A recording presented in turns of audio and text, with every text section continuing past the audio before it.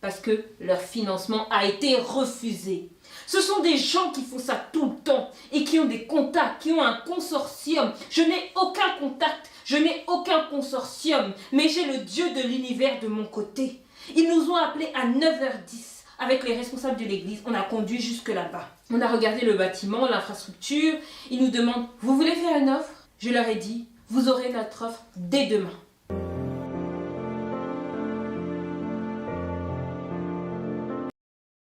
Bonjour et bienvenue sur MGL Motivation. Dans la vidéo d'aujourd'hui, je vais vous traduire une prédication que j'avais déjà publiée précédemment, qui a été encore une fois supprimée car j'ai utilisé des images qui ne m'appartenaient pas. Il s'agit d'un extrait d'une prédication du pasteur Michael Todd. Et c'est un jeune pasteur nord-américain. Il dirige l'église de la transformation à Tulsa, Transformation Church. Et je l'ai découvert il y a à peu près 3 ans. Il avait fait une série qui avait changé tout le game, pour moi en tout cas, dans les relations. Ça s'appelle Relationship Goals, donc c'est en anglais. Et franchement, je pense que c'est avec cette série-là que je l'avais découvert, ou peut-être avant. Et là, dans cette prédication, franchement, si vous comprenez l'anglais et si Relationship Goals, c'est à voir, franchement, c'était formidable. Donc, dans la vidéo d'aujourd'hui, il parle d'une expérience qu'il a vécue. C'est un témoignage sur la foi en fait. Ça s'appelle Crazy Faith. Je crois que c'était sa prédication Crazy Faith, une foi folle en fait. Et donc c'est le titre du message d'aujourd'hui. Pasteur Mike, il est très jeune. Il a 36 ans, 35 ou 36 ans. Il est marié, père de 4 enfants. Et il y a quelques années, donc on lui a confié, il y avait un pasteur qui avait créé cette église-là. Et au bout de 14 ans, je crois, il lui a confié cette église-là, alors qu'il n'avait jamais fait l'école pastorale ou un diplôme dans ce domaine, école évangélique ou je ne sais quoi. Il n'a jamais eu d'expérience, il n'a jamais été pasteur, c'était un jeune, enfin voilà, il n'était pas parfait non plus, il le dit d'ailleurs, enfin voilà, il avait beaucoup de travers. Mais ce pasteur-là, il travaillait dans cette église-là, il s'occupait du son, des caméras, il s'occupait un peu, il parlait aussi à la jeunesse. Il faisait des prédications, mais dans les groupes de jeunes, vous voyez, il n'y avait pas beaucoup de gens, juste des jeunes comme ça, le soir il parlait. Et puis après, ce pasteur-là, il lui a dit concrètement que c'est comme s'il sentait que c'est pas à lui de continuer à diriger cette église-là, et c'est lui, donc pasteur Mike, qui devra, à partir d'un moment, hein, je ne sais plus exactement quel moment, mais il devra diriger cette église-là. Et donc, pasteur Mike nous raconte un peu comment ça s'est passé quand on lui a confié cette église, donc qui avait un autre nom avant, et que lui a renommé l'église de la transformation. Donc, n'hésitez pas à rester jusqu'au bout de la traduction. Merci encore d'avoir écouté déjà jusque-là. On commence la traduction. Témoignage sur la foi de pasteur Mike. Laissez-moi vous raconter l'histoire d'une foi folle. Ma femme et moi sommes devenus les pasteurs responsables de l'église de la transformation le 1er février 2015. Merci pour cette personne qui a applaudi. Je vous aime. L'évêque et le pasteur Debbie avaient une foi folle. Non seulement pour construire cette église, mais également pour la transmettre. C'est une leçon en soi. Parfois, ça demande une foi folle de faire quelque chose, mais ça demande un autre niveau de foi pour le transmettre à quelqu'un d'autre. Ce qu'il y a de fou dans cette histoire, c'est que je ne savais pas ce que j'allais faire. Je n'avais jamais été pasteur avant, je n'ai jamais été à l'école biblique ou étudié la théologie. J'allais juste faire confiance à Dieu, parce que tout ce que j'ai fait jusque-là, c'était lui faire confiance. Et si je n'ai qu'un seul message à partager de toute ma vie, je parlerai de la foi. Parce que c'est comme ça que j'en suis arrivée là. Donc tous les matins, mes instructions étaient de me lever et de prier. Et Dieu allait me montrer quoi faire. Donc le 2 février, je me suis levée et j'ai prié. Seigneur, montre-moi ce que je dois faire. Je faisais la même chose tous les jours. Le 9 mars, 37 jours après que ma femme et moi ayant été nommés pasteur responsable de l'église de la transformation, sur cette même scène, j'ai prié et Dieu a commencé à me parler. Je vais vous donner le contexte et l'état de l'église à cette époque-là. En 2015, notre église comptait moins de 450 personnes qui venaient régulièrement. On n'officiait qu'un seul service et d'après les statistiques, quand une transition aussi drastique que la nôtre est opérée, la tendance est que les finances la fréquentation et la participation de la congrégation vont diminuer pendant une période. Et si c'est une bonne transition, elles vont augmenter et retrouver leur niveau d'avant. Eh bien, j'avais une foi folle que Dieu allait nous maintenir. Alors je me suis levée et je l'ai dit. Je vais vivre ma vie de manière radicale. Ce premier jour, j'ai dit, l'église de la transformation sera une église multiethnique, multigénérationnelle, avec plusieurs campus. Et nous n'étions aucune de ces choses à l'époque. Et je savais, et je sais, qu'il y a des gens dans l'assemblée qui se disaient « Ce garçon a perdu la tête. Regardez comme il est mignon. Mais il est fou. » Eh bien, c'est devenu encore plus fou parce que le 9 mars, je me suis levée en cherchant Dieu. Il m'a donné une vision d'une église qu'on aurait un jour. Et j'ai dit « Seigneur, ça me fait peur. » Mais j'ai commencé à l'écrire sur un papier. J'ai écrit la vision et voici ce qu'il m'a dit. J'ai pris une image Google du Spirit Bank Event Center et j'ai écrit Église de la transformation dessus. Et vous pouvez voir sur le design, ce n'est même pas de bonne qualité. J'ai essayé de faire en sorte que ça marche. Et ça, c'est un point pour vous, car vous n'avez pas besoin d'avoir ce dont vous pensez avoir besoin. Tout ce que vous avez, c'est tout ce dont vous avez besoin. Et j'ai commencé à écrire toutes ces choses que le Saint-Esprit mettait dans mon cœur. Et je veux que vous le voyez, parce que c'est le document original et je l'ai écrit ici. J'ai écrit « Le Spirit Bank Event Center deviendra l'église de la transformation. On aura une infrastructure ultra moderne. La zone enfant attirera des étudiants du monde entier. Quelqu'un va garantir tout cela.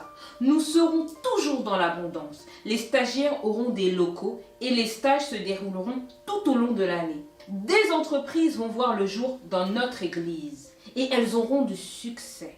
On aura une incroyable relation avec les entreprises existantes et toutes grandes entreprises à venir.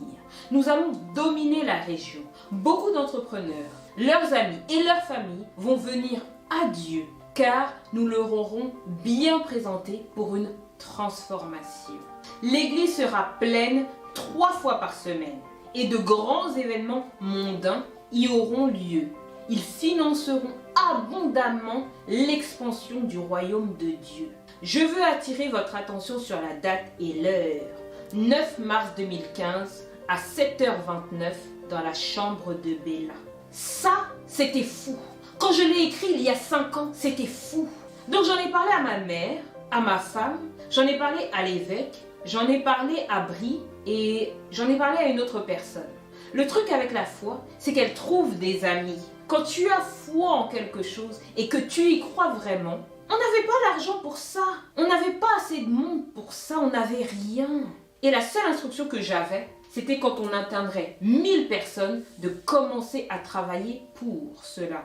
On n'avait pas 1000 personnes, donc je l'ai oublié. J'ai été distrait par la charge de travail quotidienne qu'implique le fait de diriger une église et d'essayer d'être un bon mari. N'est-ce pas ce qui nous arrive parfois? Dieu nous donne une parole et on a la foi en quelque chose pendant une période. Mais parce que ça n'arrive pas immédiatement, alors on l'oublie. On n'avait pas de preuve que ça allait se produire. J'ai appelé l'évêque, j'en ai parlé et il m'a dit allons-y. Donc l'évêque et moi, nous avons fait irruption dans le Spirit Bank Event Center. Et ça, c'est une photo qu'on a prise 1 semaine après avoir reçu cette parole. Mon mentor et moi sommes allés au Spirit Bank Event Center. Et il m'a pris en photo. C'était fou! Rappelez-vous de ce que j'ai dit. C'était fou quand je l'ai fait. Personne n'a applaudi. Personne ne s'est réjoui. Ma femme n'a pas vu ça en criant « Ah, gloire à Dieu !» Elle a dit « Ok ». Elle a dû se dire, il est fou, mais bon, je l'aime. Ça devait être le sentiment général, en fait. Mais je devais y croire au-delà de la raison. Croire en quelque chose que je ne pouvais pas explicitement prouver. 2018 arrive et on passe d'un service à 2 services, puis à 3 services. Je commence à paniquer. Je me demandais ce qu'on allait faire. Et un jour, lors d'une réunion, j'ai demandé « Mais combien de personnes fréquentent l'église ?» Et ils m'ont dit à peu près 1000 personnes, 1200 personnes. Je ne savais pas ce qu'on allait faire, donc j'ai commencé à prier « Seigneur, qu'est-ce qu'on va faire? J'ai besoin d'une réponse. Je ne peux pas prêcher tous ces sermons. Les gens font la queue dehors. » La seule chose que j'entendais en prière, c'est « Je t'ai déjà donné la réponse. Où est-elle, Seigneur? Montre-la-moi, clairement. Et à chaque fois que je priais, j'entendais, je t'ai déjà donné la réponse. Et ma foi a commencé à flancher, jusqu'à ce que je trouve un ami qui a cru et avait foi en moi. Je veux vous montrer à quel point Dieu est stratégique. Il y a un an, quand je suis revenue de mon congé sabbatique, Jason Lowe, un de mes amis, qui était dans le service précédent, m'a appelé et je n'ai pas répondu car pendant mon congé sabbatique, je change de téléphone pour ne pas être distrait et rester concentré sur ma famille. Il m'a rappelé en disant « Tu as eu mon message ?» Je lui ai dit « Non ». Et voici ce que Jason avait à dire. Regardez la vidéo. Je suis avec mon ami Jason. On a fait une interview à l'église de la transformation. Dis-leur ce que tu m'as dit, Jason. J'ai dit « Mike, tu as eu mon message? Tu as eu le message que je t'ai laissé il y a quelques mois ?» J'ai dit « Non, je ne l'ai pas eu. » Alors je lui ai dit ce qu'il y avait dans le message. J'ai dit « Mike, tu dois penser au Spirit Bank Event Center pour l'église de la transformation. » Je lui ai dit « Frère, ne joue pas avec moi. On en a parlé lors d'une de nos réunions du personnel à l'église. Quand on avait à peine 300 membres, 300 à 400 membres, Dieu m'a mis cette idée dans la tête. Il m'a emmené ici. J'ai visualisé que l'église de la transformation était ici. Je l'ai écrit sur un document Google. Dieu m'a dit, tu commenceras à t'y intéresser quand la congrégation atteindra 1000 personnes. Sans le savoir, Jason m'a rappelé ce message de Dieu. On a conduit jusqu'ici, on enregistre cette vidéo pour les archives, quand Dieu le réalisera. Jason a dit, mais je crois que Dieu a distrait d'autres personnes pour qu'ils ne l'achètent pas parce qu'il le garde pour toi. Il a d'autres bénédictions pour ces personnes, mais celle-là est pour toi. Je veux que vous m'entendiez le dire. Le Spirit Bank Event Center deviendra l'église de la transformation. Et quand Dieu le réalisera, vous allez voir cette vidéo. Merci mon frère, merci. Mais laissez-moi vous expliquer quelque chose. Quand j'ai enregistré cette vidéo, c'était toujours une idée folle. Je veux que vous voyiez que ce qui semble fou dans une saison sera considéré comme le fait d'avoir la foi dans une autre saison. C'était fou de passer du temps à faire cela, fou d'en parler à un autre être humain, fou d'y aller, fou d'enregistrer cette vidéo. Alors que les gens autour de nous passaient en disant « Mais qu'est-ce qu'ils font ?» Peu importe comment c'est perçu par les autres. Je suis allée voir notre banquier et j'ai dit « Dieu a mis quelque chose dans mon cœur. » Il a dit « Qu'est-ce qu'il a mis dans ton cœur ?» J'ai dit « On est censé acheter le Spirit Bank Event Center. » Il arrive. J'ai dû faire face à des gens qui se moquaient de moi. Pas parce qu'ils ne croyaient pas en moi. Ils n'avaient pas la foi de croire en quelque chose qui semblait impossible. C'était impossible que ça se produise. Mais il a dit, et je l'aime pour ça. Et il était également dans le service précédent. Si tu y crois, je te suis. J'ai dit, ok, cool. Et j'ai dit à Jason et tout le monde, renseignez-vous pour savoir qui est le propriétaire du Spirit Bank Event Center. On va l'acheter. Et on les a contactés. Et ils nous ont dit un gros non. Ils nous ont dit texto, on n'accepte aucune offre pour ce bien. J'ai dit, Seigneur, qu'est-ce qui se passe? Tu viens de me dire que j'étais censé te croire pour ça. Et là j'y vais et j'ai l'air stupide. Car il n'accepte même pas les offres. Il a dit, Michael, tu devras croire en moi, peu importe ce qui se passe. J'ai dit, ok Seigneur, je vais me motiver. Ok. Je suis allée leur dire, écoutez, je sais qu'ils ont dit non, mais on va continuer à leur demander parce que c'est Dieu. C'était fou. L'équipe a commencé à dire, pasteur, c'est bien. Et on y croit avec toi. Mais faisons un plan B au cas où Dieu a changé d'avis. Faites attention à qui vous permettez de vous parler.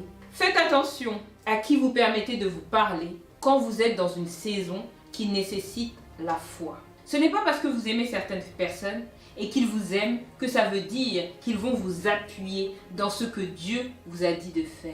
Donc j'essaie d'être un bon leader, un bon ami, un bon pasteur, alors on commence à regarder d'autres endroits. On fait appel à une agence immobilière et on va visiter d'autres locaux et ils étaient nuls.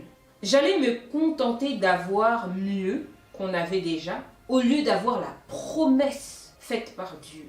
Et combien d'entre nous Mettons toute notre foi sur le fait que Dieu puisse sauver notre mariage, que Dieu puisse guérir cette maladie, mais on se contente d'un peu mieux, au lieu d'avoir la promesse que Dieu nous a faite. Ce qui s'est passé, c'est que nous sommes allés dans tous ces endroits. Cet agent immobilier nous a dit, Pasteur Mike, que pensez-vous de la recherche de votre bien immobilier? Et je lui ai dit, vous voulez que je sois honnête? Il m'a dit, oui, bien sûr, monsieur. Il n'était pas prêt. Il n'était pas du tout prêt. J'ai sorti ce document pour le montrer à cet homme qui fait des opérations immobilières de plusieurs millions de dollars depuis plus de 40 ans. Et j'ai dit, on perd notre temps. Parce que si ce n'est pas cet immeuble, ne m'appelez pas. Certains diront, oh mon Dieu, Pasteur Mike, c'est pas très poli, hein? Non! C'est juste que j'étais totalement convaincue de manière irrationnelle par ce que Dieu m'avait dit. Et cet homme nous a dit, ce moment a changé quelque chose en moi. Parce que la foi est contagieuse. Quand quelqu'un est vraiment convaincu par quelque chose, ça déteint sur les autres. Il a dit, je vais faire un marché avec vous. J'appellerai le Spirit Bank Event Center toutes les semaines à partir de maintenant jusqu'à ce que j'ai une confirmation. J'ai dit, ok, cool. Et on n'a pas entendu parler de lui pendant des mois.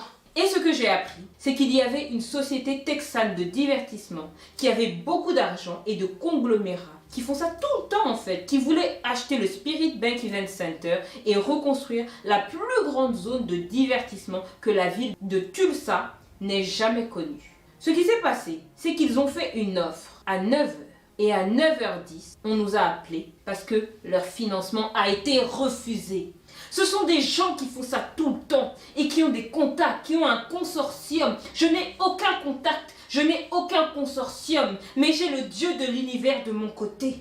Ils nous ont appelés à 9h10 avec les responsables de l'église. On a conduit jusque là-bas. On a regardé le bâtiment, l'infrastructure. Ils nous demandent, vous voulez faire une offre? Je leur ai dit, vous aurez notre offre dès demain. Laissez-moi faire une pause et remercier chaque personne qui fait partie de l'église de la transformation et de notre communauté en ligne d'avoir été des bons gestionnaires de votre argent. Parce que pendant la période où on avait l'impression d'être bloqué, on était en train d'être préparé. Parce qu'au moment où ils ont demandé l'argent, on a été capable de leur donner une avance cash. On leur a donné la compte le jour d'après. Ce que j'ai compris, c'est que Dieu se soucie des mots écrits par son fils dans la chambre de sa fille.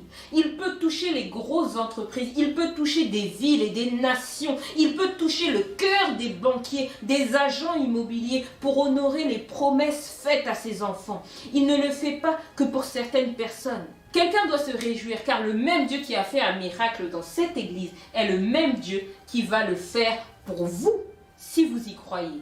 Glorifiez-le. Donc voilà, c'est la fin de la traduction.